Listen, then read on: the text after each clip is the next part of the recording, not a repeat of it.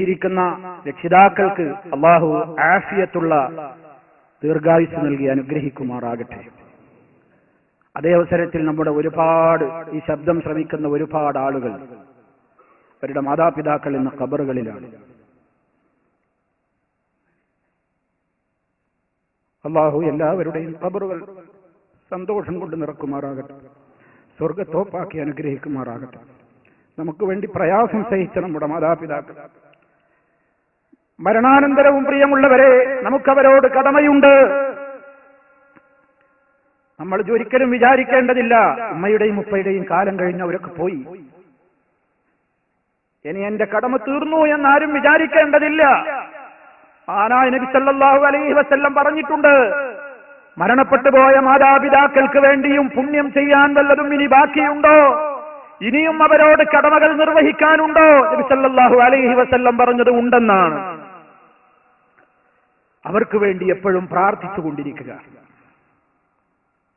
മാതാപിതാക്കളുടെ ഖബർ സന്തോഷത്തിലാക്കുവാനും അവരെ ജഹന്നമിൽ നിന്ന് രക്ഷപ്പെടുത്തുവാനും ഖബർ ശിക്ഷയിൽ നിന്ന് മോചനത്തിന് വേണ്ടിയും അള്ളാഹുവിന്റെ കാരുണ്യം അവരിൽ ചൊരിയാനും അവർക്ക് പാപങ്ങൾ പുറത്തു കൊടുക്കുവാനും വേണ്ടി നിരന്തരമായി പ്രാർത്ഥിച്ചുകൊണ്ടിരിക്കുക, അതവരോടുള്ള കടമയാണ്. മരിച്ചാലും നമ്മെ വളർത്തിയുണ്ടാക്കിയ ആ മാതാപിതാക്കളുടെ അക്കൗണ്ടിലേക്ക് വരവ് ചേർക്കപ്പെടുന്ന കറന്റ് അക്കൗണ്ടാണ്. അതേ ഒഴുകിക്കൊണ്ടിരിക്കുന്ന ഏറ്റവും വലിയ നിധിയാണ് നമ്മുടെ പ്രാർത്ഥന. മറന്നുപോകരുത്.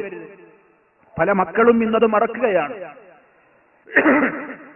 മരിച്ചുപോയ മാതാപിതാക്കളെ ഓർമ്മ വരുമ്പോ എന്റെ ഉപ്പ അങ്ങനെയായിരുന്നു, എന്റെ ഉമ്മാക്ക് ഇങ്ങനെ ഇഷ്ടായിരുന്നു എന്നൊക്കെ പറയും.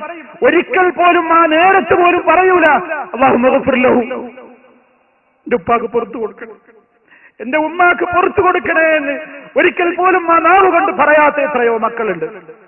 അതല്ല സ്നേഹം. സ്നേഹം നീ അവർക്ക് വേണ്ടി പ്രാർത്ഥിക്കലാണ്. ആ പ്രാർത്ഥനയിൽ ഒതുങ്ങരുത്. അവരെ മറമാടിയ ഖബറുകൾ നിനക്ക് കിട്ടുമെങ്കിൽ എപ്പോഴെങ്കിലും ഒന്ന് പോയി സിയാറത്ത് ചെയ്യണം, എപ്പോഴെങ്കിലും ഒന്ന് പോയി സിയാറത്ത് ചെയ്യണം. അവരുടെ ഖബറിന്റെ സമീപത്ത് പോയാലും ഇല്ലെങ്കിലും എപ്പോഴും പ്രാർത്ഥിച്ചുകൊണ്ടിരിക്കണം, റബ്ബിഗ്ഫിർലി വലിവാലിദയ്യ വറബ്ബിർഹംഹുമാ കമാ റബ്ബയാനി സഗീറ. റബ്ബേ എനിക്ക് പുറത്തു തരണം, എന്റെ മാതാപിതാക്കൾക്ക് പുറത്തു കൊടുക്കണം, അവരോട് നീ ഏറ്റവും അധികം കരുണയോടെ ഇടപെടണം, എന്നെ പരിപാലിച്ചതിന് തുല്യം നിന്നോടേ എനിക്ക് പകരം കൊടുക്കാൻ കഴിയുകയുള്ളൂ, എന്നെ കൊണ്ട് സാധിച്ചിട്ടില്ല, സാധ്യമാവുകയുമില്ല. അവർക്ക് വേണ്ടി പ്രാർത്ഥിക്കുക, എപ്പോഴും പ്രാർത്ഥിക്കുക. 5 നേരവും പ്രാർത്ഥിക്കണം മക്കളെ, 5 നേരവും പ്രാർത്ഥിക്കണം. ഒരു പ്രാർത്ഥനയിലും ഉമ്മയും ഉപ്പയും കടന്നു വരാത്ത പ്രാർത്ഥനയുണ്ടാകരുത്.